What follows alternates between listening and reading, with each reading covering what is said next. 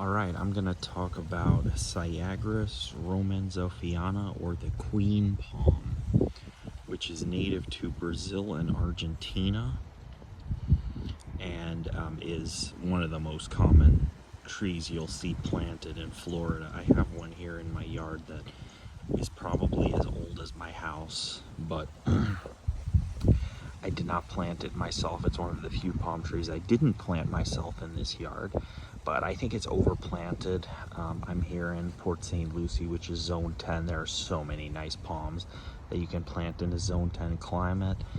Yet people choose to plant these things. I mean, I'm not mad at it. I'm happy to have it. But these trees, they're fast growing. They're very drought tolerant.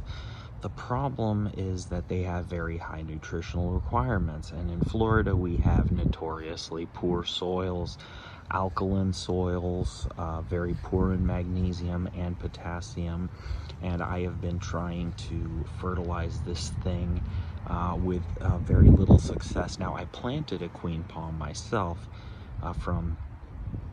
in my backyard from a pot, and it looks absolutely fantastic. Yet this thing, it's just not looking that great, and it doesn't look that bad either. I mean, it doesn't have an obvious manganese deficiency, which is the most common thing for this palms. It's a pretty carefree palm as long as you fertilize it correctly, because it can be very drought tolerant and likes a full sun position. But I'm going to compare it. So my neighbors, who could not care less about palm trees, have one that looks better than mine. They don't fertilize this thing, and that is the only palm tree in their yard, but it actually looks better, and the crown looks better, and the fronds look a little thicker and more lush.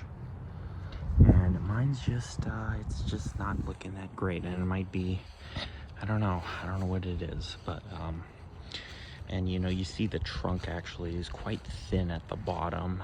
It probably was never fertilized in its whole life until I started fertilizing it. If you look at the top, actually here, you start to see that the crown is bending in one direction. You might see it a little better. So it's starting to bend, and that is a sign of a manganese deficiency. So these palms are very prone to deficiencies, and I'm trying to correct that with fertilizer. But I mean, I think it looks okay, but there are better palms you can plant in a zone 10 climate in Florida. You just see these queen palms far too commonly, in my opinion. It's nice because they're fast growing. It's nice because they'll create canopy really quickly in your yard, and they don't require supplemental irrigation. The only thing is, you better fertilize these things or they just don't look good. In California, actually, they tend to look better in California, in my opinion, because of their heavier soils, richer soils, and they don't seem to mind the lack of humidity that you have in California, that a lot of other palms don't do well in California because of the lack of humidity. But the queen palm